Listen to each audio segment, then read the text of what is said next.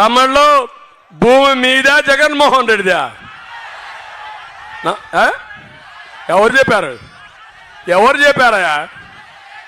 జగన్మోహన్ రెడ్డి చెప్తాడు నేను ఇచ్చానంటున్నాడు మీకు భూమి. కాదా? ఇది చూడండి, ఇది ఫోటో ఎవరిది? ఎవరిది ఫోటో? ఎవరిది? జగన్మోహన్ రెడ్డి అవునా కాదా? ఏమి రాశాడు? జగనన్న భూ హక్కు పత్రం. ఏమంటారు మీరు? ఒప్పుకుంటారా మీరు దీనికి? నేను అడుగుతున్నా, సైకో అమ్మ మొగుడిచ్చాడా?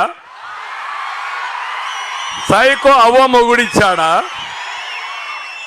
సైకో అమ్మమ్మ ఇచ్చింది, అమ్మమ్మ మొగుడిచ్చాడా? నాన్నమ్మ మొగుడిచ్చాడా? మీ తండ్రి ఇచ్చాడు మీకు, మీ తాత ఇచ్చాడు మీకు. ఇది వారసత్వ హక్కు, కష్టపడిన భూమి.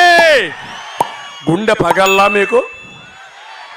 పగిలిందా లేదా? కోపం వచ్చిందా లేదా? అడిగితే నా మీద కేసు పెడతాడు, పీక్కో అని చెప్పా. ఏమి పీక్కుంటావో పీక్కో, నేను ఏ మాత్రం వెనకపోనని చెప్పా. అందుకే ఇప్పుడే చెప్తున్నా, ఈ కాపీని మీ ముందరనే తగలబెడుతున్నా,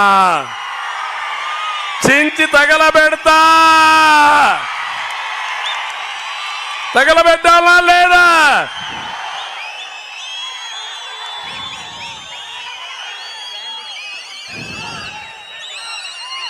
చించేసి తగలబెట్టేద్దామే, కనపడకూడదు.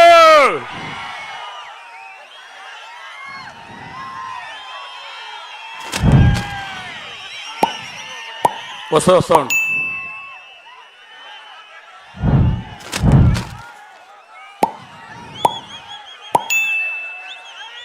కాలేదమ్మా పూర్తిగా.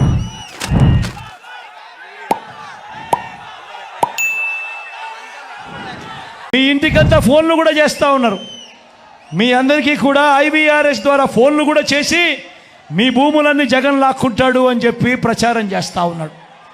నేను అడుగుతా ఉన్నా, ఇంత దిక్కుమాలిన రాజకీయాలు చేస్తూ ఉన్న ఈ చంద్రబాబు, నువ్వు అసలు మనిషివేనా అని అడుగుతా ఉన్నాడు మీ బిడ్డ. ఈ సందర్భంగా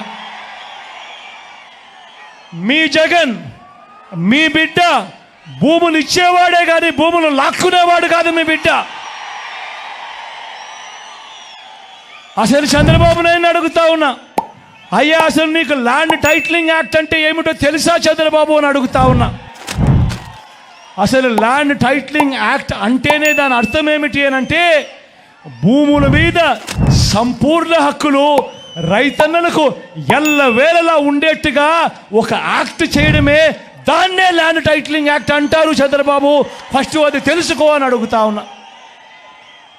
ఇవాళ ఇదే పెద్ద మనిషి చంద్రబాబు నాయుడు గారు చేస్తూ ఉన్న తప్పుడు ప్రచారాలకు ప్రతి ఒక్కరికి తెలిసి ఉండాలి. కాబట్టి ఈరోజు మీ అందరితో కూడా ఒక 2 నిమిషాలు దాని గురించి చెబుతా.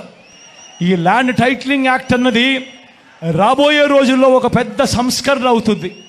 ఎందుకనంటే ఈరోజు ఏ భూమి ఎక్కడ కొనాలనుకున్నా కూడా ఆ భూములన్నిటిలో కూడా ఈరోజు వివాదాలు ఉన్నాయి.